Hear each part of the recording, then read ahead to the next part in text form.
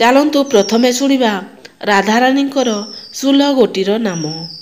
ପ୍ରଥମେ ରାଧା, ତାପରେ ମାଧବୀ, ତାପରେ ଶ୍ରୀଜୀ, ତାପରେ ରାମେଶ୍ୱରୀ, ତାପରେ ଗୋପିକା ଭାଜ୍ୟା, ତାପରେ କୃଷ୍ଣପ୍ରିୟା, ତାପରେ ବୃଷଭାନନ ନନ୍ଦିନୀ, ତାପରେ ଲଳିତା ସତୀ, ତାପରେ ବିଶାଳା ଜୟା, ତାପରେ ଶ୍ରୀକୃଷ୍ଣତା, ତାପରେ କୃପାମୟୀ, ତାପରେ ମନୋମୋହିନୀ, ତାପରେ ନବରସ ବିଲୋସିନୀ, ତାପରେ ଭକ୍ତବତ୍ସଳ, ତାପରେ ଲୀଳାପ୍ରିୟା, ତାପରେ ସ୍ୱରୂପିଣୀ।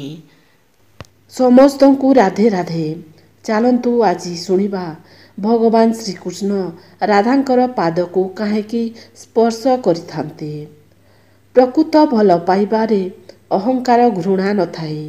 ଭଗବାନ କୃଷ୍ଣ ଏବଂ ରାଧାଙ୍କର ମଧ୍ୟରେ ଥିବା ଶ୍ରଦ୍ଧା ଆଉ ଭକ୍ତିର ସର୍ବସ୍ୱ ରୂପ ଅଟେ।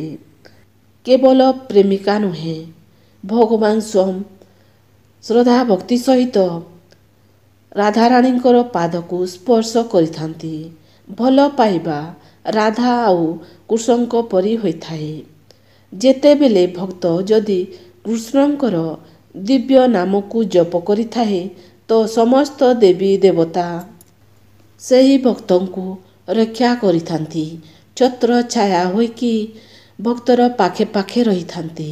କିନ୍ତୁ ଯେତେବେଳେ ଭକ୍ତ ରାଧାରାଣୀଙ୍କର ନାମ ଜପ କରିଥାଏ, ସେହି ସମୟରେ ସ୍ୱୟଂ ଶ୍ରୀକୃଷ୍ଣ ସେହି ଭକ୍ତର ପଛପଟେ ଛତ୍ର ଛାୟା ପରି ଛିଡ଼ା ହୋଇଥାନ୍ତି ଏବଂ ଭକ୍ତଙ୍କୁ ରକ୍ଷା କରିଥାନ୍ତି। ଯେଉଁ ଭକ୍ତ ରାଧା ନାମ ଜପ କରିଥାଏ, ସେ ଭକ୍ତକୁ ନିଜର ପ୍ରାଣଠାରୁ ବି ଭଗବାନ ଶ୍ରୀକୃଷ୍ଣ ଭଲ ପାଇଥାନ୍ତି ଆଉ ପ୍ରସନ୍ନ ମଧ୍ୟ ହୋଇଥାନ୍ତି। ରାଧା ନାମ କୌଣସି ସାଧାରଣ ନାମ ନୁହେଁ, ଏହା ଏକ ସ୍ୱୟଂ ମହାମନ୍ତ୍ର ଅଟେ। ଯଦି ଭକ୍ତ ରାଧେ ରାଧେ କହିବା ଆରମ୍ଭ କରିଦିଏ, ତାର ଜୀବନରେ ଥିବା ସବୁ ପ୍ରକାର ଦୁଃଖ ଧୀରେ ଧୀରେ ଚାଲିଯାଇଥାଏ ଏବଂ ସୁଖ ଆସିବା ଆରମ୍ଭ ହୋଇଯାଏ। ଭଗବାନ କୃଷ୍ଣ ହିଁ ରାଧାଙ୍କର ସେବା କରିଥାନ୍ତି। ଶିବ ଭଗବାନ, ବିଷ୍ଣୁ ଭଗବାନ, ଇନ୍ଦ୍ରଦେବ, ବରୁଣ ମଧ୍ୟ ରାଧାଙ୍କର ନାମର ଆଶ୍ରୟ ନେଇଥାନ୍ତି। ରାଧାରାଣୀଙ୍କର ମହିମା ଅନନ୍ତ ଅଟେ। ରାଧାରାଣୀ ପରି କୌଣସି ଜନ୍ମ ନାହିଁ।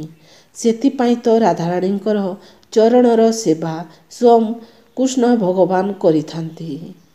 ଯେଉଁଠାରେ ରାଧାରାଣୀଙ୍କର ପାଦ ପଡ଼ିଛି ବା ପଡ଼ିଥାଏ, ସେହିଠାରେ କେବଳ ଭଲ ପାଇବା, ଭକ୍ତି, ଶ୍ରଦ୍ଧା ରହିଥାଏ। ମାଧୁର୍ଯ୍ୟ ବଢ଼ିଯାଇଥାଏ। ରାଧାରାଣୀଙ୍କର ପାଦ ତଳେ ଲୁଚି ରହିଛି ସାରା ବ୍ରହ୍ମାଣ୍ଡର ସାର। ରାଧାଙ୍କର ଚରଣ ସ୍ପର୍ଶ କଲେ ଜୀବନ ଧନ୍ୟ ହୋଇଯାଏ।